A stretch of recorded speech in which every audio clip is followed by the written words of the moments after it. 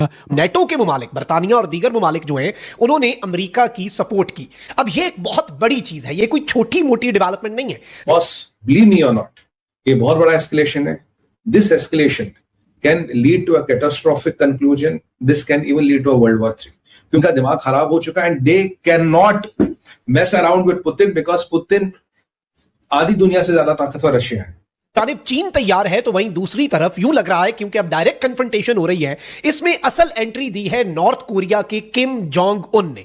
Kim Jong Un ने Vladimir Putin के नाम एक खत लिखा है जिसमें रशिया की अनकंडीशनल सपोर्ट और रशिया के साथ मिलकर वेस्टर्न मुमालिक जो हैं उनके साथ लड़ने का ऐलान कर दिया गया। बिल्कुल फ्री फॉल तरीके से जहां मर्जी वहां इसके वॉरहेड गिर रहे थे। और जिन लोगों को नहीं पता, यह मिसाइल हाइपरसोनिक तो है ही, साथ ही इसका जो वॉरहेड है वो मल्टीपल है, यानी कि इसके अंदर ऑरिशनिक जो मिसाइल है रशिया का, उसका इस्तेमाल किया गया है। और इसमें आपको मालूम है कि इससे पहले ये तकरीबन रशिया और यूक्रेन का जब से ये कॉन्फ्लिक्ट चल रहा है, इस मिसाइल का 2 ही बार इस्तेमाल हुआ है। ऑरिशनिक का कोई तोड़ अमेरिका के पास नहीं है। Putin has so many in the arsenal, it is a matter of who wants to escalate to which level. Sir, एक खबर आई और उसके बाद बड़ी मुख्तलिफ किस्म की स्पेकुलेशन होना शुरू हो गई। अमेरिका, रशिया और चाइना के बाद इंडिया दुनिया का चौथा ऐसा कंट्री बन चुका है जिसने हाइपरसोनिक मिसाइल, इंतहाई साउंड की स्पीड यानी आवाज की रफ्तार। अच्छा, मजे की बात यह है कि इंडिया, आपको पता है, MTCR का मेंबर बन चुका है, आई थिंक 2015 में, मिसाइल टेक्नोलॉजी कंट्रोल रेजिम।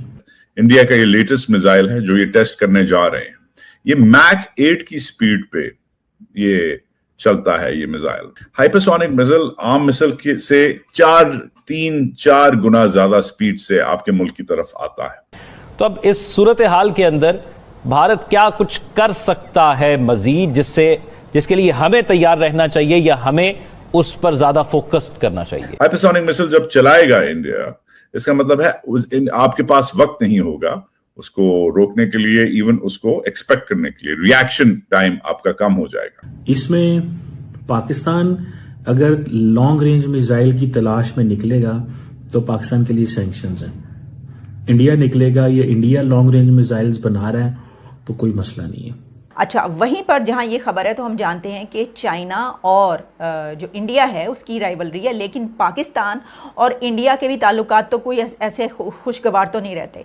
तो इंडिया की तरफ से जब भी कोई ऐसा कदम उठाया जाता है तो पाकिस्तान को एक कंसर्न शो होता है कि ये जाहिर है कि ये अलार्मिंग सिचुएशन होती है पाकिस्तान के लिए कि ये जो है ये पाकिस्तान के खिलाफ ना कहीं इस्तेमाल किया जाए ये वाला असलहा। और क्योंकि आपके बड़े बड़े शहर नजदीक हैं हिंदुस्तान से, कराची साथ ही लगता है, गुजरात के लाहौर साथ ही लगता है पंजाब के, तो उस हिसाब से आपका रिएक्शन टाइम कम हो जाएगा जब मैक 8 की स्पीड से ये मिसाइल आपके ऊपर। In a major defense boost for India, the approved proposals worth over $8 billion. The Acquisition Council has approved proposals worth 79,000 crore rupees. The government has given the green light to procurement of loitering munition systems. आज DSC ने 79,000 करोड़, लीजिए दोबारा, 79,000 करोड़, 79,000 करोड़।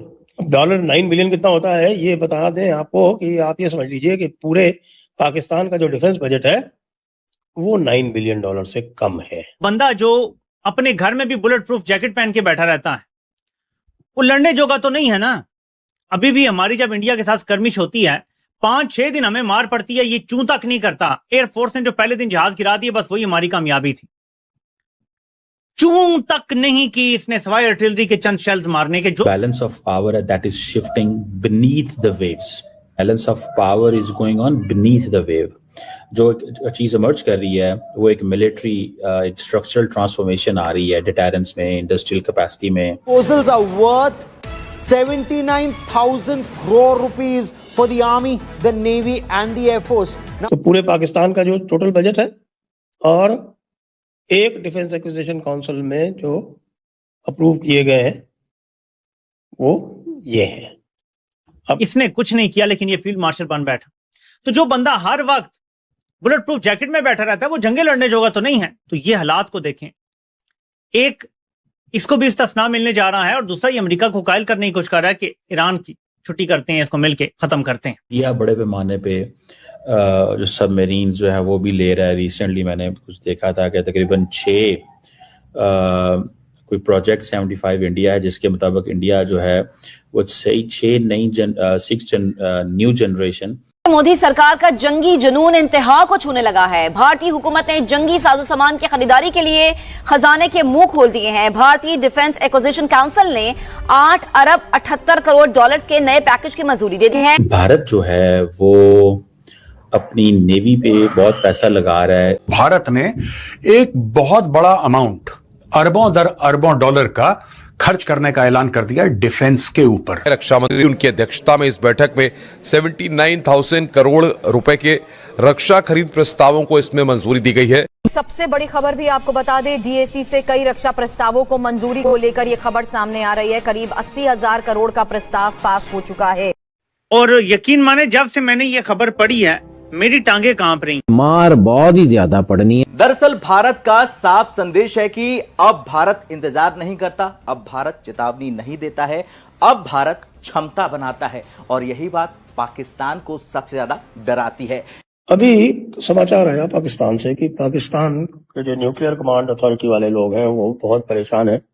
भारत ने जो 2 दिन पहले जो K4 missile जो टेस्ट की है अपने अरिघात SSBN बोलते हैं, nuclear operated ballistics missile submarine, SSBN बोलते हैं उसको। दोस्तों हाल फिलहाल में आपको पता होगा कि भारत ने सबमरीन से यानी कि INS अरिघात जो न्यूक्लियर सबमरीन है उससे एक मिसाइल लॉन्च करी थी। वो मिसाइल क्या थी दोस्तों?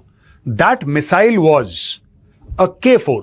इसके अंदर एक न्यूक्लियर वॉरहेड लग सकता है और इसको और भारत डेवलप कर रहा है इसका रेंज बढ़ाने के लिए, इसकी घातक जो क्षमता है उसको बढ़ाने के लिए। लेकिन ये सक्सेसफुल लॉन्च हुआ जिससे कि जाहिर सी बात है पाकिस्तान भी परेशान है, चाइना भी परेशान है, सब लोग परेशान है, लेकिन कोई बात। और सो इसलिए इस किस्म के इश्यूज हैं आगे गोइंग फॉरवर्ड, क्योंकि not all of them are in our hand, तो we have to be very alert. जो मोदी गवर्नमेंट है वो बहुत प्रोएक्टिव ऐसे बयान देती रहती है जिससे बार बार लगता है कि वो फिर किसी मिस एडवेंचर के लिए तैयार होंगे। तो लोग ये भी जानना चाहते हैं कि क्या खुदा ना खास्ता फिर किसी और जंग का खतरा मौजूद है।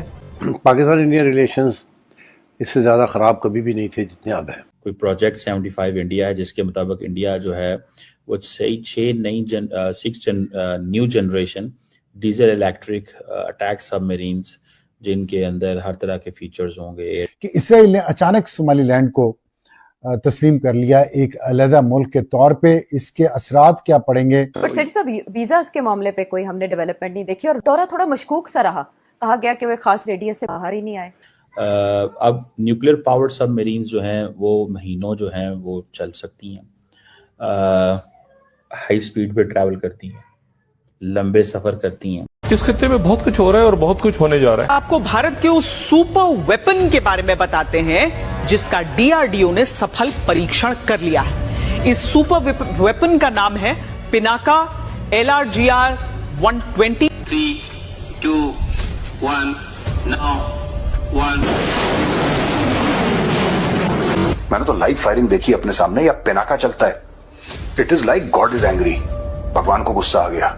मैं बता रहा हूँ पिनाका चलती लगता है कि मैं मजाक नहीं कर रहा, ऐसा लगता है कि भोले शंकर का डमरू बजना शुरू हो गया, टक टक टक टक टक। It's so frightening.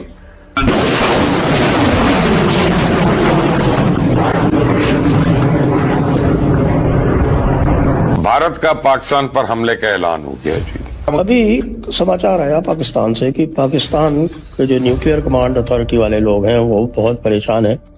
भारत ने जो मिसाइल जो टेस्ट की है इंडिया और पाकिस्तान के दरमियान, खैर पाकिस्तान के दरमियान तो बहुत सारे इश्यूज चल रहे हैं, सब ममालिक के, अफगानिस्तान के साथ भी इशू है, इंडिया के साथ भी इशू है, मगर इंडिया के साथ जो इशू है उसके अंदर आग के ऊपर तेल। इसमें LRGR का मतलब है long range guided rocket system. Bharat ने जब इस रॉकेट का पहला संस्करण बनाया था तब इसकी मारक क्षमता थी 40 किलोमीटर, लेकिन आज जिस पिनाका रॉकेट का ओडिशा के चांदीपुर में सफल परीक्षण हुआ है उसकी मारक क्षमता 120 किलोमीटर है। इसका मतलब यह हुआ कि इस रॉकेट से पाकिस्तान का लाहौर, कराची, इस्लामाबाद, सियालकोट और एबटाबाद जैसे शहर भी भारत की पिनाका रेंज में आ जाएंगे। वीडियो को यहाँ तक देखने के लिए आपका बहुत बहुत धन्यवाद। अगर आपको वीडियो पसंद आया हो तो वीडियो को लाइक जरूर कीजिएगा, साथ ही साथ इसे और लोग तक भी पहुंचाएं और शेयर करें। अगर आपको हमारा काम पसंद आता है तो हमारे चैनल को सब्सक्राइब अवश्य कीजिएगा मित्रों, और बेल आइकन को दबा दें ताकि आपको हमारे आगे आने वाले वीडियोस का नोटिफिकेशन मिलता रहे। आपका बहुत बहुत धन्यवाद। आइए बात करते हैं इस वीडियो पर। आपको ज्ञात होगा प्रधानमंत्री मोदी द्वारा लाल किले से आत्मनिर्भर भारत का संकल्प लिया गया था। इस आत्मनिर्भर भारत संकल्प के तहत यदि किसी क्षेत्र में सबसे ज्यादा आत्मनिर्भरता की आवश्यकता थी वह थी रक्षा क्षेत्र, रक्षा उत्पादन। अब 5 सालों के पश्चात इस आत्मनिर्भर भारत की पहल को हम सफल होते या फलित होते देख रहे हैं। आपको ज्ञात होगा कि भारत जो एक समय हथियारों का सबसे बड़ा खरीदार था, अब वह विश्व के 10 सबसे बड़े हथियार विक्रेताओं में और 5 सबसे बड़े हथियार उत्पादकों में शामिल हो गया है। इसके साथ ही साथ प्रतिदिन हम किसी न किसी ऐसी चीज को इंडिजिनाइज करते जा रहे हैं जो पहले भारत में नहीं बनती थी। जैसे कि इस समय हम पायलट की इजेक्शन सीट जो कि फाइटर जेट्स में लगती है उस पर काम कर रहे हैं। साथ ही इंडिजिनस AIP टेक्नोलॉजी पर भी काम चल रहा है और स्टेल्थ टेक्नोलॉजी, स्टेल्थ ड्रोन आदि तो बना ही जा रहे हैं। अब भारत सरकार ने इसी के तहत स्वदेश से ही 80,000 करोड़ रुपए के रक्षा उपकरणों व हथियारों को खरीदने का ऑर्डर दिया है। यह ऑर्डर DAC द्वारा क्लियर कर दिया गया है और अब इसको केवल राष्ट्रपति द्वारा स्वीकृत किया जाएगा। हालांकि यह एक खानापूर्ति ही है, फिर भी यह उनके द्वारा स्वीकृत होने के पश्चात इस हथियारों की खरीद के लिए इन्हें कंपनियों को ऑर्डर दे दिए जाएंगे। इसके साथ ही साथ आपको ज्ञात होगा कि पिनाका की एक्सटेंडेड रेंज की मिसाइलों का भी परीक्षण किया गया जो कि 120 से 150 किलोमीटर तक निशाना लगा सकती है। पिनाका आपको पता होगा भारत का स्वदेशी MBRL multi barrel rocket launcher system है। इसके साथ ही साथ भारत ने रैमजेट प्रपल्शन से चलने वाले तोप के गोलों को भी टेस्ट करना शुरू कर दिया है। आपको पता होगा सामान्य तोप के गोले 30 से 40 या अधिकतम 50 किलोमीटर तक जाते हैं, परंतु रैमजेट प्रपल्शन यानी कि ऐसा गोला जिसके पीछे रैमजेट इंजन लगे होंगे जो तोप से दागे जाने के बाद इंजन का स्टार्ट होगा और यह 120 से 150 किलोमीटर तक मार कर पाएंगे। इसका लाभ यह है मित्रों कि जहां इतनी दूर निशाना लगाने के लिए या लक्ष्य को भेदने के लिए हमें महंगी मिसाइलों का प्रयोग करना पड़ता था, वहां पे इन सस्ते गोलों से काम चल जाएगा। जहां हमें एक मिसाइल लगती थी वहां हम उसी कीमत पे 20 गोले तक दाग सकते हैं और यह बहुत ज्यादा किफायती सौदा होगा। साथ ही साथ शत्रु का विनाश तो इससे होगा ही होगा। आपका इसका क्या कहना है मित्रों, हमें कमेंट सेक्शन में अवश्य बताइएगा। आपका बहुत बहुत धन्यवाद।